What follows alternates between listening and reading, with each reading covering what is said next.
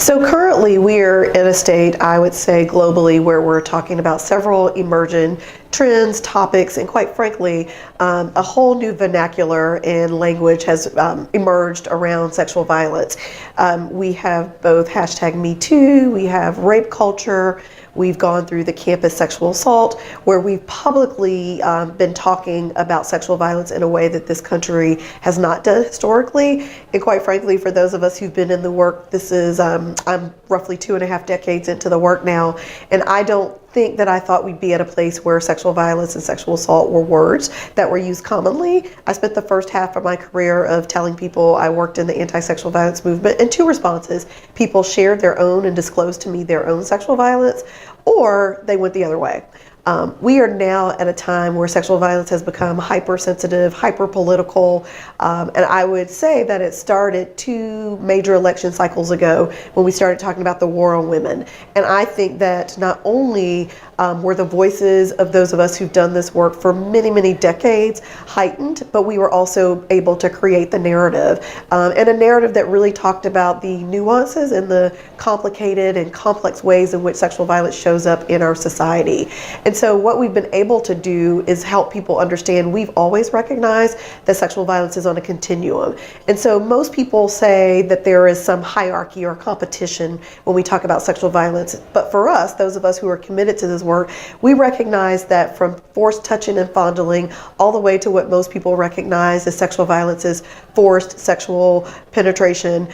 That's what people knew before, and now we're able to say everything that happens without consent is a form of sexual violence, and we can't determine the impact that it has on a person's life. As advocates, as human beings, only that person can talk about what the impact has been. And what this has done is opened up for many survivors to share their own stories, to create their own narrative, and we can't talk about this without recognizing the role that social media has played in this. And so there's lots of pros and cons when we talk about social media, but what I would say is the voice that we've given survivors, and I say given because survivors have always used their voice, but in this country we have a way of deciding whose voices are heard and whose voices are not, whether that's through our traditional forms of media or our social media. And what social media has done is absolutely survivors have taken by storm their own narratives and really been able to shape and talk about the ways that they want to talk about their own experiences, but more importantly, opening up the conversation for people who I would say don't know that their lives have been impacted by sexual violence. And so I'm able to now engage in a conversation without people turning their heads or making snide comments. Or I always, and I cannot go without saying, when I took this job in 1996, my grandmother was still alive, and she said, "Is that a job? What are you gonna do? Are Black people going to tell you that they were sexually assaulted? That's a family thing. That's something that we only talk about personally."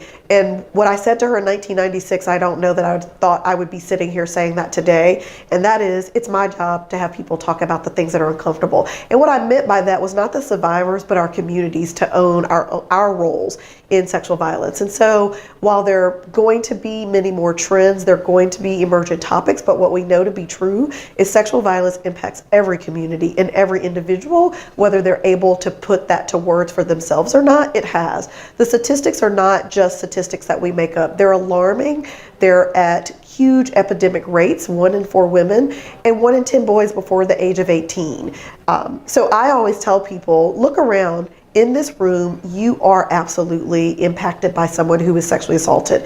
And while they may not ever say those words to you, the way that they have been living their lives because of the shame that we attach to sexual violence impacts each one of us directly. The medical impact that it has, the trajectory of somebody's life may be changed.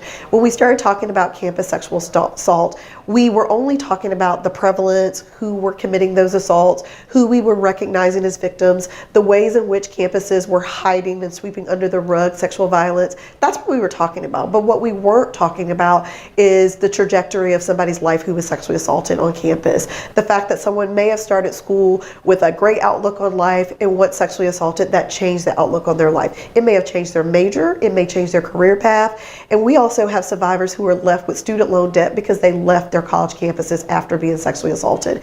And so that's just one way that we're able to drill down the impact of the current trends on not just an individual's lives, but the institution's life. And that narrative of survivors that they're starting to tell their stories are also calling into question institutions. So campuses is one, but our religious institutions are also being called to the carpet in the ways in which we've covered up and hidden and been complicit to sexual violence. The same thing is true in families. Families are an institution, and we too have to pay attention to the ways that we talk about sexual violence, the language that we use, the shame that we may be attaching to something horrific happening, the shame that victims are holding because their families don't believe them. So we also have to look at families as an institution and what families' roles are in being complicit in sexual violence as well. And there's not an institution that goes unscathed when we talk about sexual violence. We can also talk about our government at large.